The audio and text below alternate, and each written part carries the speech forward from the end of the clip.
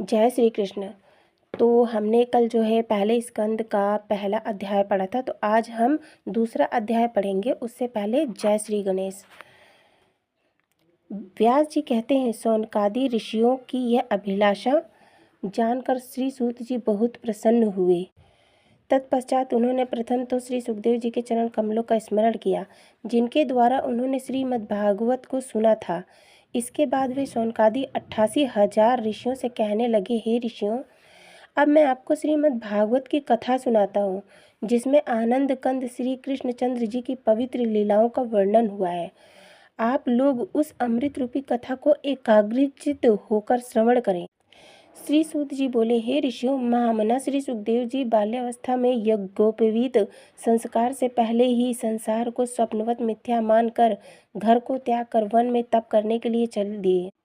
हे मुनिवर, ये सब संसार स्वप्नवत है। यहाँ कोई किसी का पुत्र तथा पिता नहीं है। ये शरीर तो नाशवान है, जो बार बार जन्म तथा मृत्यु को प्राप्त होता है। इसके विपरीत जीवात्मा अमर है, जो न कभी मरता है और न जीता है। अतः तुम्हें अपने पुत्र के जाने पर शोक नहीं करना चाहिए। जब श्री सुखदेव जी वन में जा रहे थे, उस समय मार्ग में कुछ देवांगनाएं यानी कि देव स्त्रियां एक सरोवर में नग्न होकर स्नान कर रही थीं। जिस समय श्री सुखदेव जी वहां होकर निकले, तो उन देव स्त्रियों ने उनसे कोई पर्दा नहीं किया। परंतु थोड़ी देर बाद उनके पीछे पीछे जब वृद्ध व्यास जी वहां पहुंचे, तो उन स्त्रियों ने अपने अंगों को कपड़ों से ढक लिया। ये देखकर व्यास जी ने उन स्त्रियों से पूछा कि मेरे युवा पुत्र के जाने पर तो आपने कोई पर्दा नहीं किया, परंतु मुझ वृद्ध के आने पर आपने पर्दा किया, इसका क्या कारण है? इस प्रश्न पर उन स्त्रियों ने उत्तर दिया कि आपके पुत्र श्री सुखदेव जी परमहंस हैं।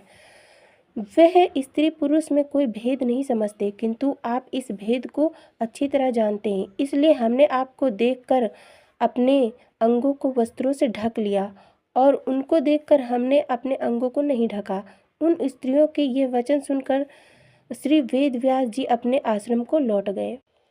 सूत जी के मुख से श्री सुखदेव जी की इस प्रकार प्रशंसा सुन शौनकादिक ऋषियों ने पौराणिक सूत जी से पूछा कि हे महाराज, आप श्री सुखदेव जी की इतनी प्रशंसा क्यों कर रहे हैं?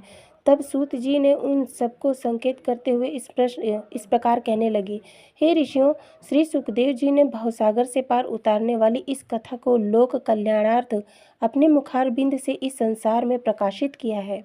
और वे ऋषियों में महर्षि और गुरुओं में भी गुरु हैं। अतः आप लोग उनकी महत्ता के